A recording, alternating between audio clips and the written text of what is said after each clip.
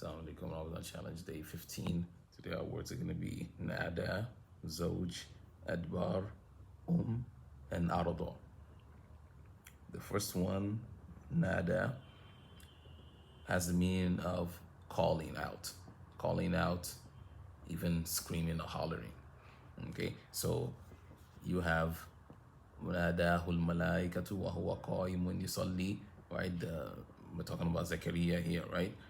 In Surah Maryam, he calls the angel calls out to him, right, and gives him the glad tidings of Yahya. Then you have a nadi.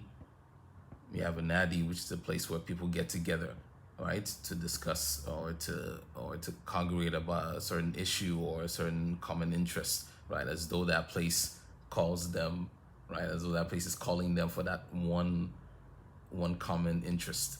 And you also have nida, you have other munada, etc. All of those come from that same root, all right, which means to call it, to scream out, to holler.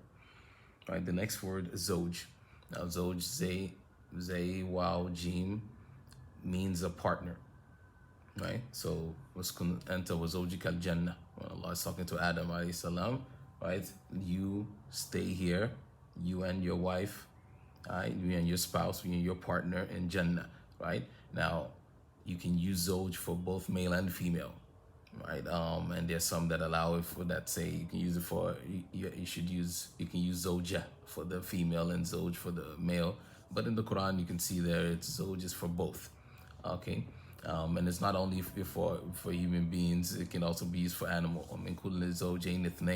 When we're talking about Nuh alayhi salam was getting everything to put on the boat, right? On the safina, on the boat before the flood, right? And he was ordered to get of each a pair, right?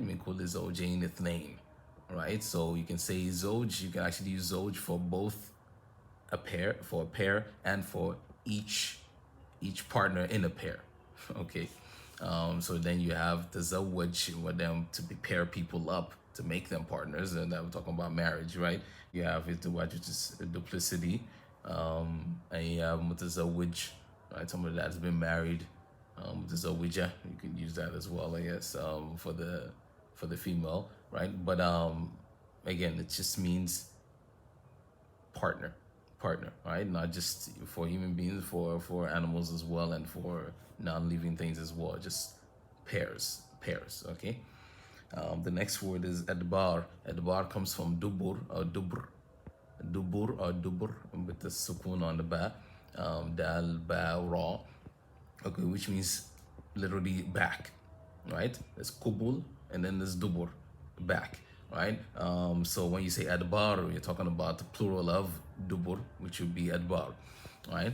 Yuwallun al adbar, right? When we're talking about the enemies, they were fleeing, right? They turned their backs, right? Yuwallun, to turn their backs, right? So their backs become apparent and they're not facing you anymore.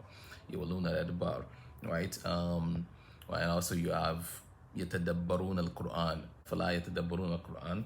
Tadabbur, right, is to think about, right, to ponder upon, to contemplate what is going to be the result afterwards, right? The back after the fact, right? What you're going to see after the fact, right? So tadabbur, right, is trying to figure out what you're going to see after the fact, which is the back of something, right?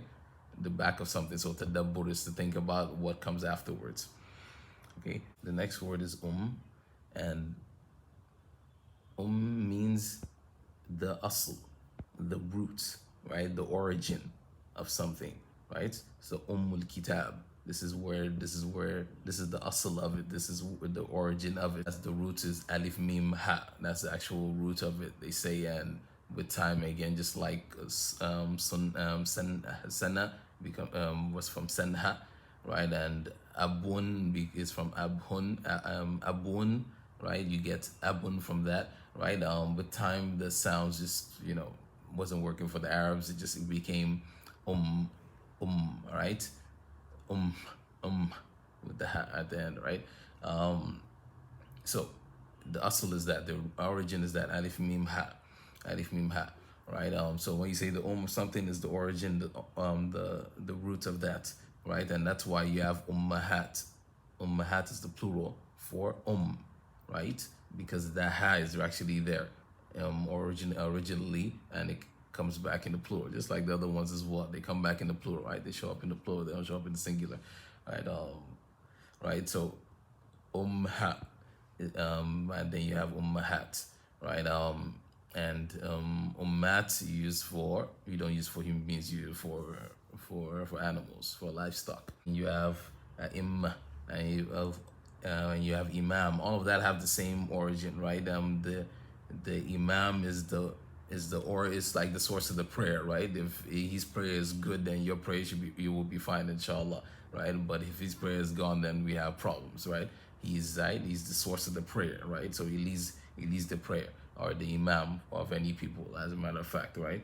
You also have Qura, right? So Mecca is Qura, right? She's the main city when it comes to all the other towns that are around her. Obviously, there's a Kaaba there. The next word is Arad. Now, Arad comes from Ain Ra Dad, that heavy D.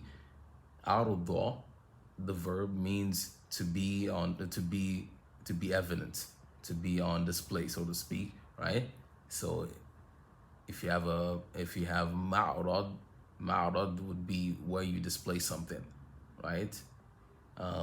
So where you display something, right? You make it plain, you make it obvious, right? You spread it out, right? So the arad with the raw that has a sukun on it would be that what is presented to people, right? Your goods, right? Because you put that on display, you spread it out wide, and right, and arad also means width, which is the opposite of length, right? Is the width as well, right? You put it's spread out, right? So it's obvious and on display for people to see. So marad is also an exhibition where you display things.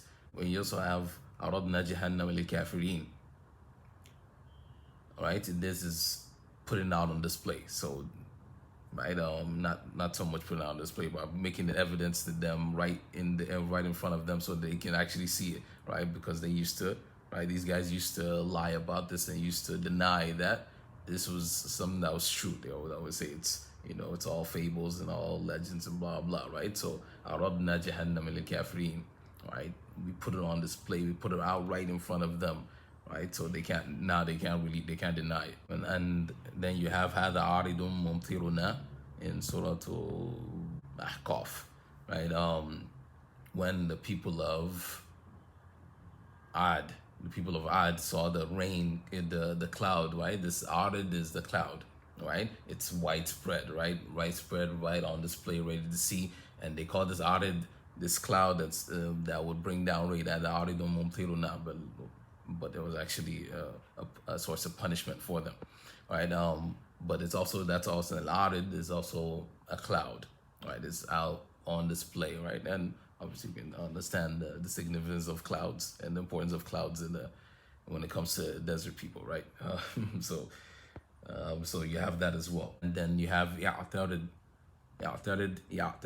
would be to go against, right? To go against something. But what you're really doing is, right, if we look at the source of the word, right, is you're putting something, you're taking the place of something to deny it any standing, right? So when you ta'tarid al-haq, you deny the truth, right?